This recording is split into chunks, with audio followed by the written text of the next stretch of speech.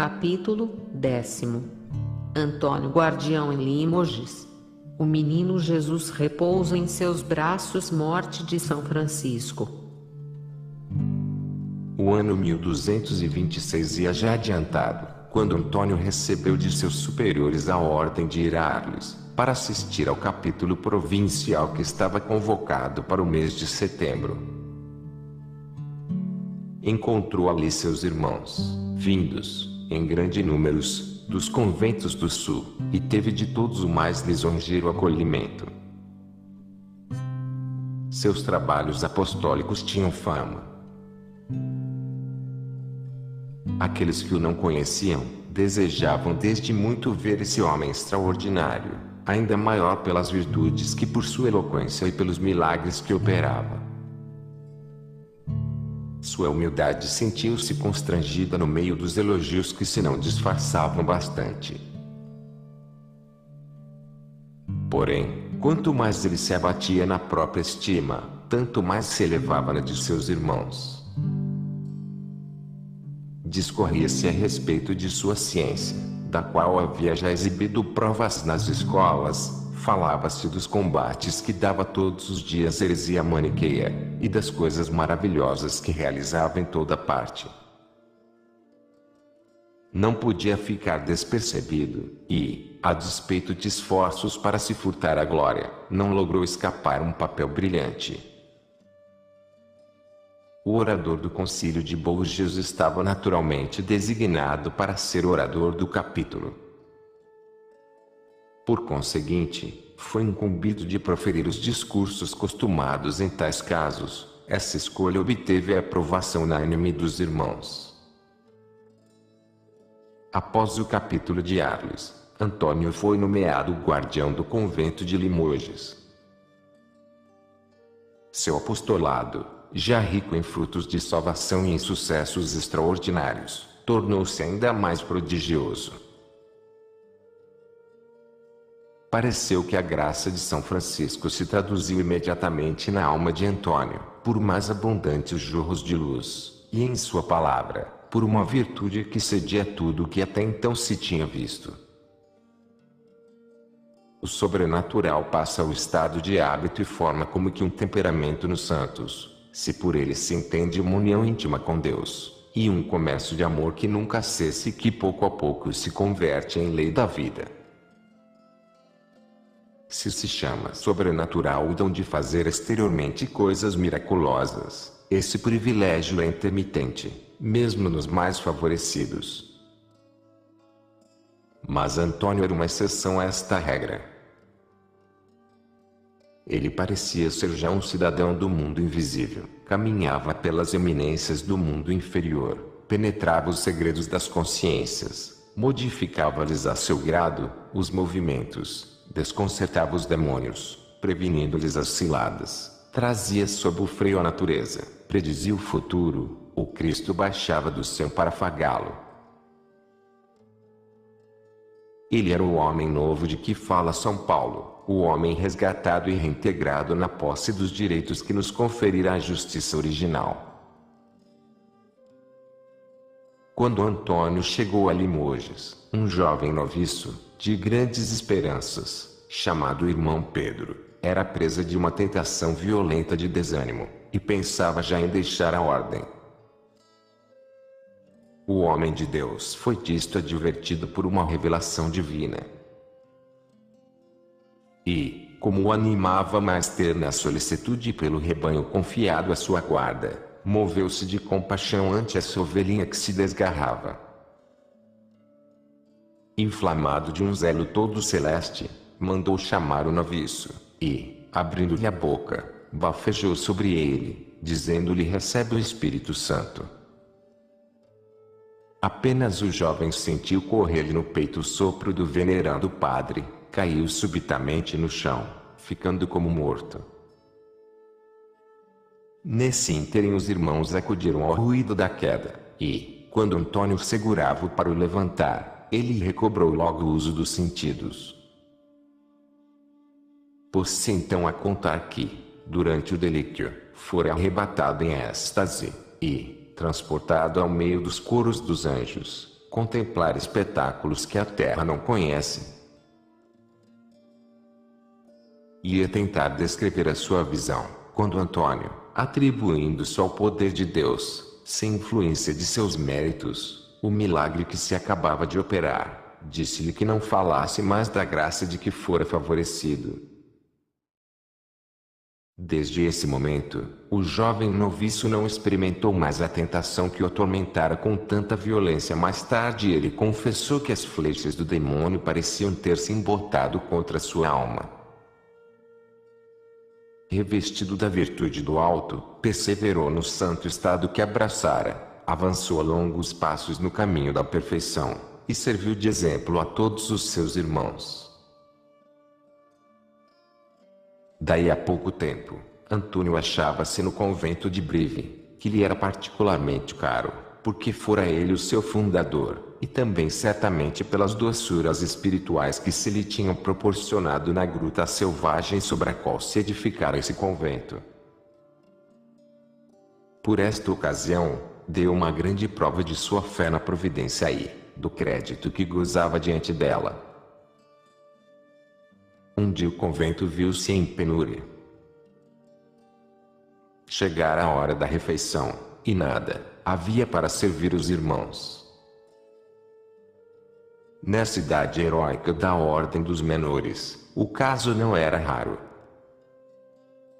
Homens que haviam tomado a letra aos conselhos evangélicos, não se impacientavam de conhecer as privações da santa pobreza. No convento de Brive a crise não foi longa, porque Antônio já estava. Não tendo cozinheiro com que preparar a refeição da comunidade, ele participou o seu embaraço a uma piedosa dama que lhe era dedicada, e pediu-lhe que mandasse legumes de sua horta, para o sustento dos irmãos que governava. Caía num momento uma chuva torrencial.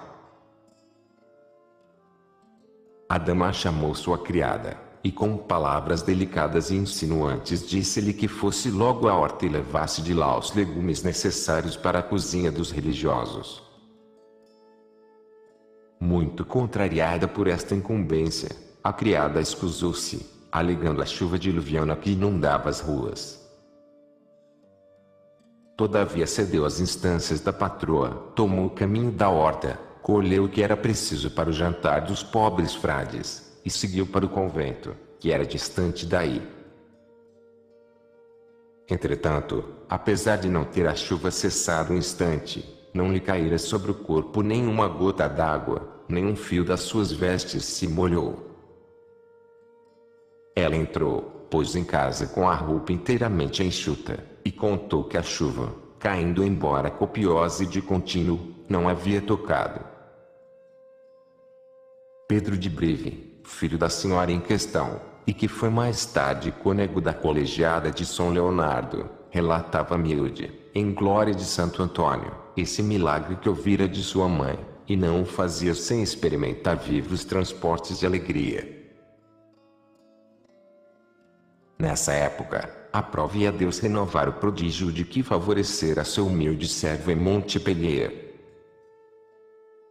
Quando Santo Antônio era guardião de Limoges, durante a Semana Santa, na noite da ceia, na igreja da cidade, chamada de São Pedro dos Quatro Caminhos, antes da aurora, semeava ele a palavra de vida nas almas que se reuniam em torno de seu púlpito. À mesma hora, cerca de meia-noite, os frades menores cantavam em seu convento as matinas do ofício do dia. Ora, o guardião, Santo Antônio, estava designado para ler uma lição de matinas.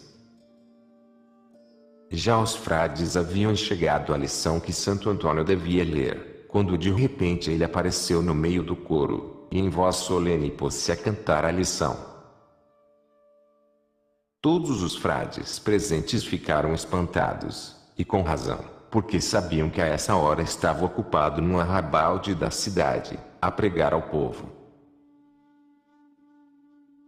O poder de Deus fez que ele, no mesmo instante, estivesse com seus irmãos no coro, onde cantava uma lição, e na igreja de São Pedro, no meio da multidão sobre a qual espalhava as sementes do Evangelho.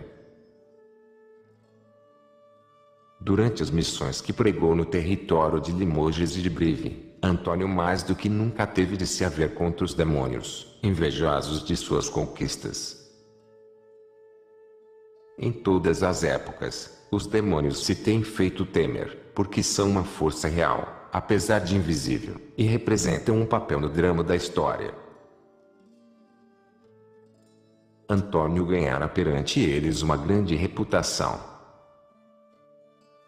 Tinha um nome terrível, que lhes recordava as derrotas que outrora, nos desertos do Egito, um outro Antônio lhes infligira. Este lhe havia dado o poder, e, a despeito de sua mocidade, já lhes tinha feito muito mal desde 5 anos que lhes prejudicava os interesses nas províncias meridionais da França, refutando os albigenses maniqueus, e arrancando-lhes, com ilustres chefes, as multidões seduzidas que tinham abraçado a religião deles. Assim se explica a raiva dos demônios e seus esforços para lhes turvarem as empresas, sempre abençoadas pelo céu. De seu lado, Antônio aceitava a luta que os inimigos lhe ofereciam, e de ordinário era dele a vantagem, como se verá pelos fatos que vou narrar. Um dia o bem-aventurado padre, guiado por Deus, foi à abadia de Solignac, na diocese de Limoges, e certo monge desse mosteiro desde muito tempo era presa das obsessões do demônio da carne. Para vencê-las, empregava os jejuns, as vigílias, a oração e repetidas macerações, porém esses meios não lhe haviam alcançado a paz. Antônio reservava a Deus ao aplicar o remédio ao terrível mal. O infeliz religioso, que tinha uma alta ideia da santidade do apóstolo, procurou-o. Fez-lhe a humilde confissão de seus pecados, e com toda a confiança descobriu-lhe a tentação que o atormentava, instando-o com lágrimas a rogar por ele. O santo homem tornou religioso de parte, e, despindo em sua presença a túnica que cingia, disse-lhe que a vestisse, a fim de conjurar o perigo. Apenas o religioso satisfez o que Antônio ordenara. Uma virtude poderosa comunicou-se das dobras da pobre túnica, era como que uma emanação da castidade da alma e de corpo daquele a quem ela pertencia.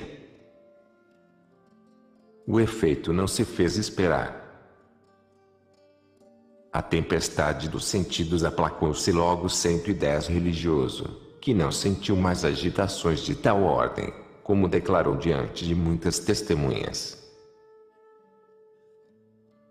Mas, da mesma sorte que os demônios do Evangelho, banidos do corpo de um possesso, iam alojar-se no outro, assim aconteceu que o demônio se vingou de Antônio, procurando perturbar o convento que ele habitava.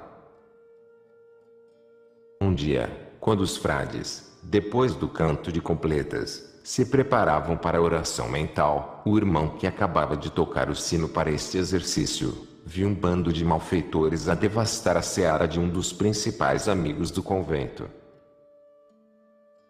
Correu logo a comunicá-lo a Antônio. Este, porém, muito ao invés de incomodar-se, disse tranquilamente aos irmãos: ide para o coro, e fazei vossa oração conforme as prescrições da regra, sem vos ocupardes do suposto dano que se causa ao nosso vizinho. Estes malfeitores são demônios que com tal estratagema quereriam roubar-vos um tempo precioso e privar-vos das consolações da presença de Deus. Guardai-vos bem de cair no laço, debaixo do pretexto de caridade. Sabei que o poder dos demônios é limitado. Deus não lhes permitiu destruírem o trigo desses campos, vós vos convencereis disto amanhã de manhã, vendo-os tão belos e tão ricos como estão agora. Esta fala tranquilizou os religiosos.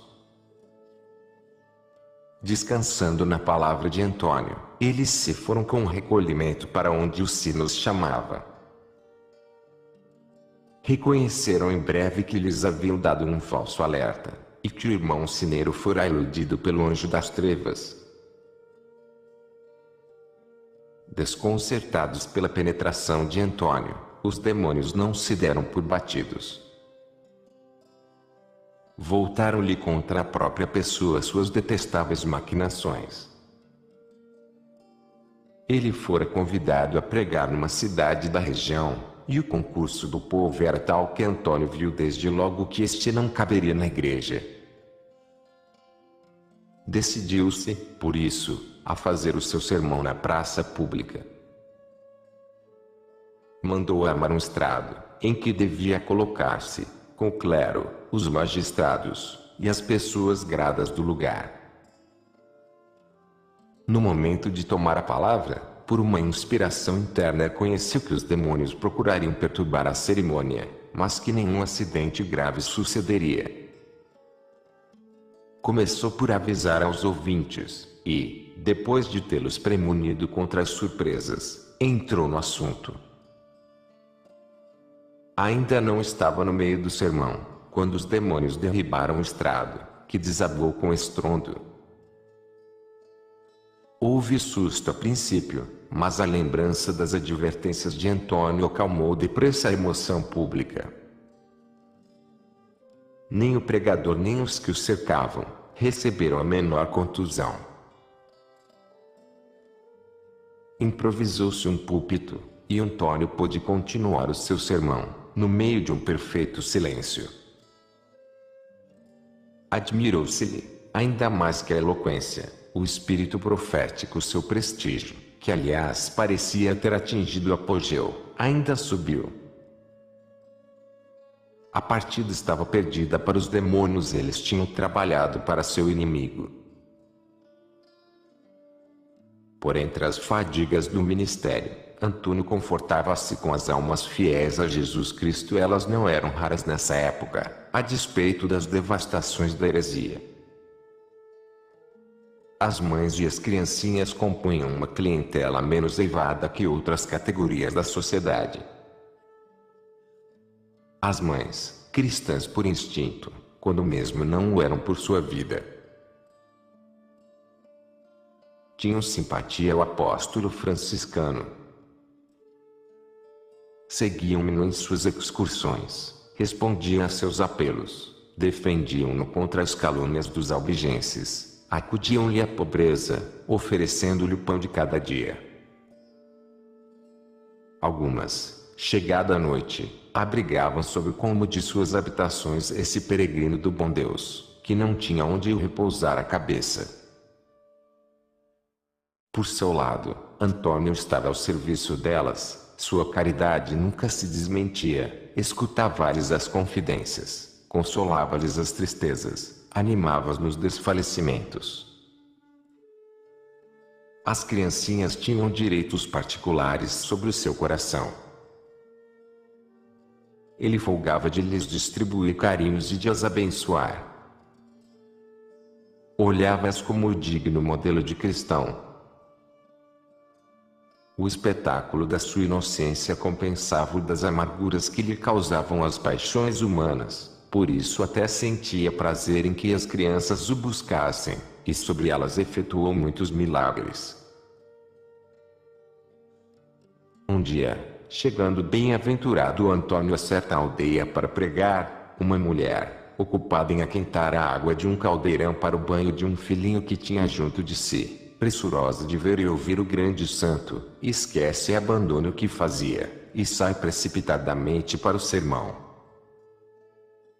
Terminado este, regressa a casa, e com sobressalto encontra a criança dentro da caldeira, porém alegre e a sorrir, sem ter sofrido a mínima lesão, sucesso este que, por quantos afluíram a testemunhar o fato, foi atribuído à intervenção do grande taumaturgo em socorro daquela que na ansiedade de ouvi-lo dera involuntariamente ocasião a tão sério perigo.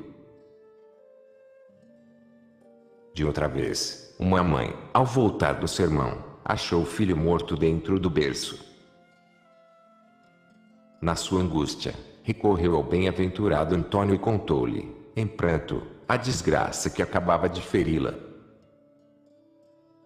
Antônio comoveu-se, ouvindo-lhe as lamentações, e disse-lhe em voz baixa por 2 a 3 vezes: vai, o Senhor terá piedade de ti.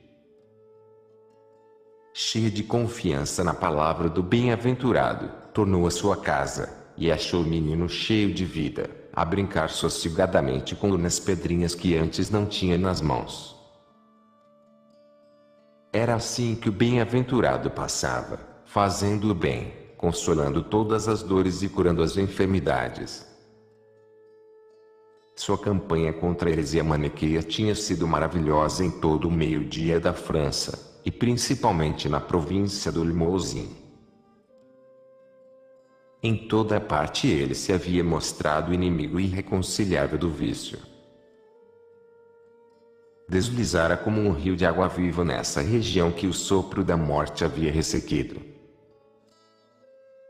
Sua palavra caíra nas almas como orvalho celeste, e nelas reanimara a fé extinta e a caridade arrefecida.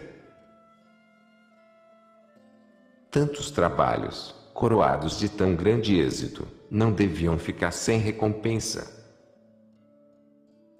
Ordinariamente Deus faz os seus servos esperarem, adia a glória que lhes reserva, a fim de que o desinteresse ainda lhes aumente os méritos. Fez, porém, uma exceção em favor de seu bravo apóstolo, cujo zelo restituía-lhe o que a heresia lhe tinha arrebatado. Quando estava ele ainda exilado neste vale de lágrimas, suspirando por unir a felicidade inefável de que tinha o doce pressentimento, veio a receber verdadeiras arras da glória do paraíso, contemplando com seus olhos o menino Jesus, e carregando nos braços.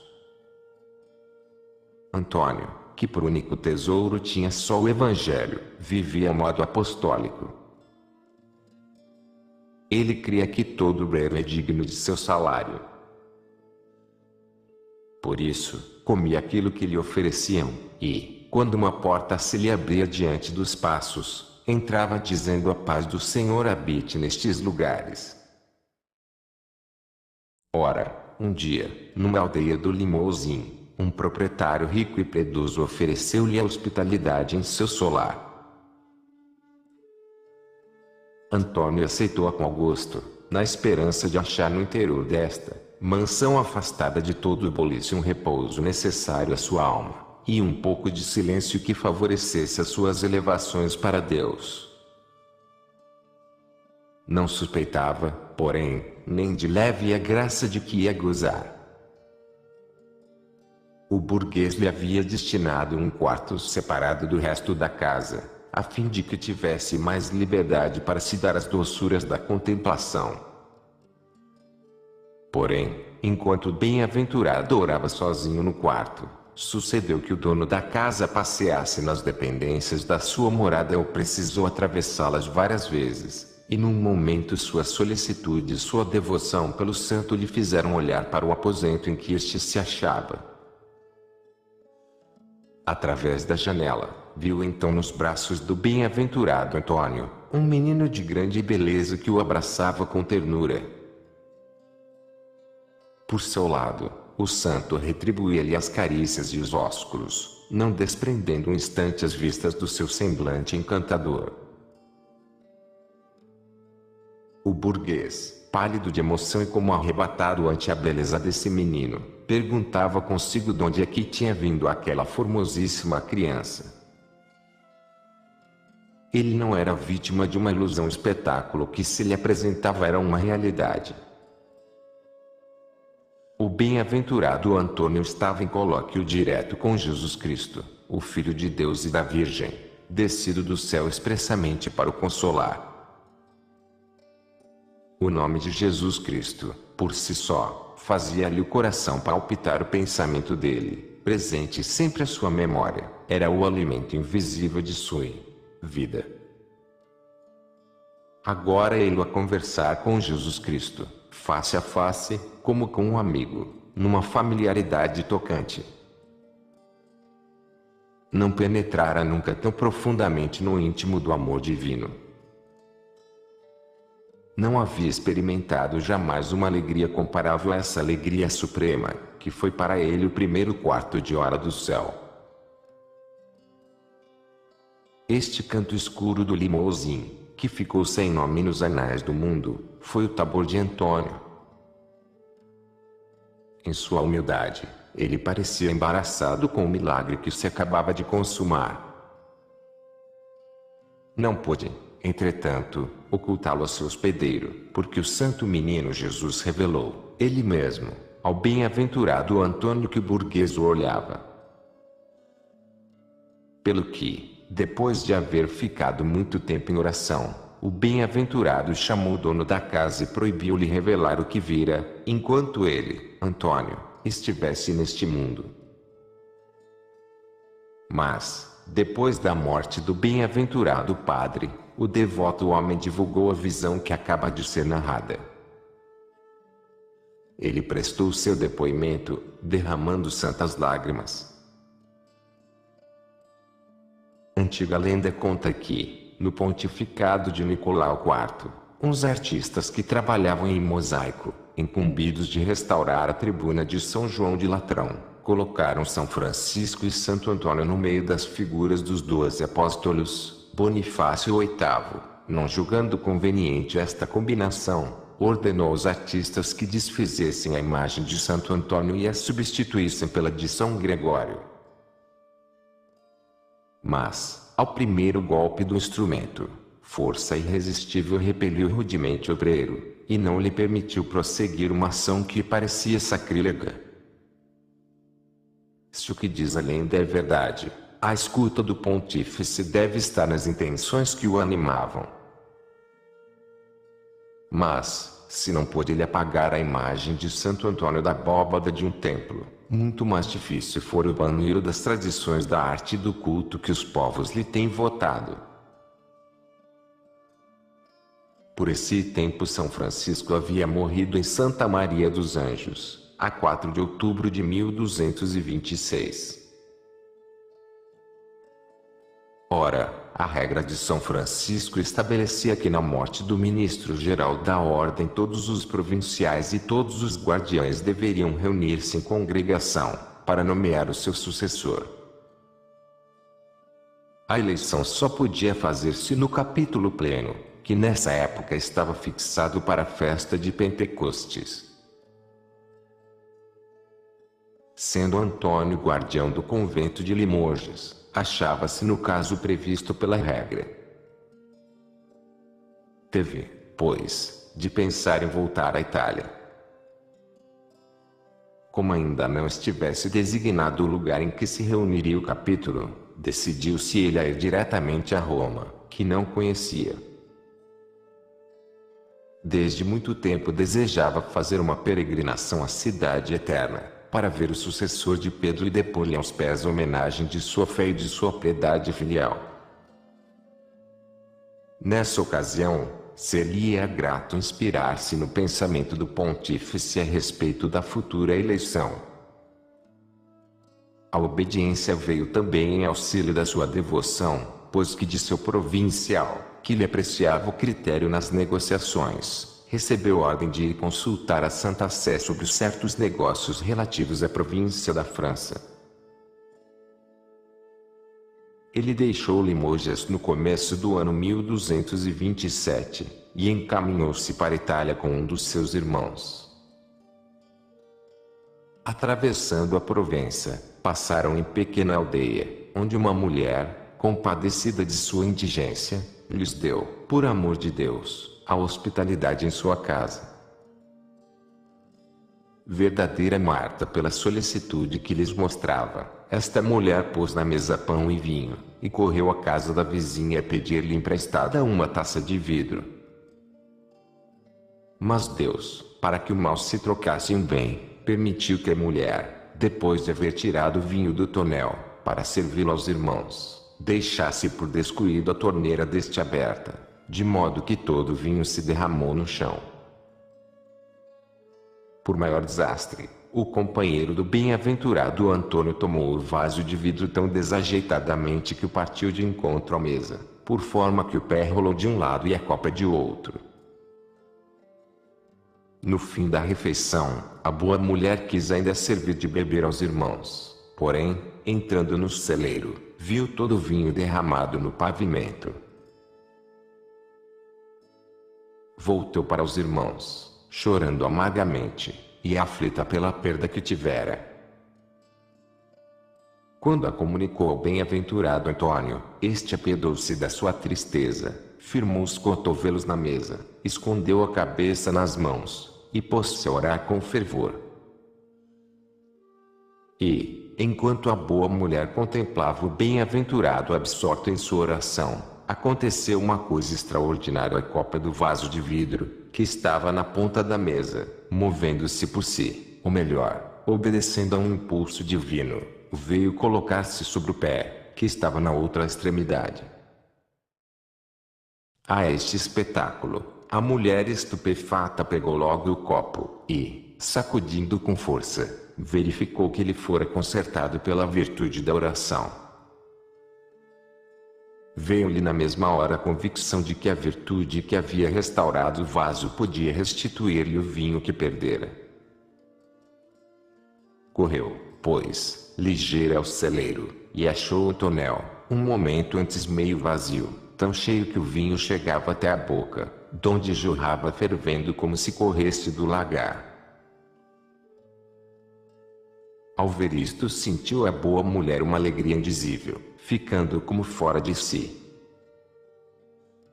Mas quando Santo Antônio percebeu que sua oração fora atendida, como discípulo de Cristo, cheio da verdadeira humildade, apressou-se a deixar a aldeia, pelo temor de receber louvores. Antônio granjeara na França, sem buscá-la, uma glória particular, a qual os maiores homens nem sempre chegam. Falo da popularidade.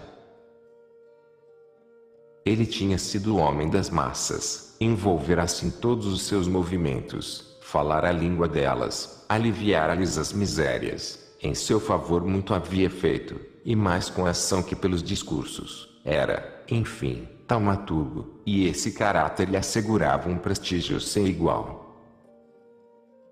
Pode-se medir a sua popularidade nas províncias que percorreu, pelos mosteiros que fez germinar em sua passagem, pelas igrejas aos se lhe dedicaram, pelos oratórios eretos sobre o seu vocábulo, pelas confrarias que o tomaram por padroeiro, pelas estátuas e imagens que o têm representado nas diferentes circunstâncias de sua vida, e sobretudo pela familiaridade das almas com o seu nome.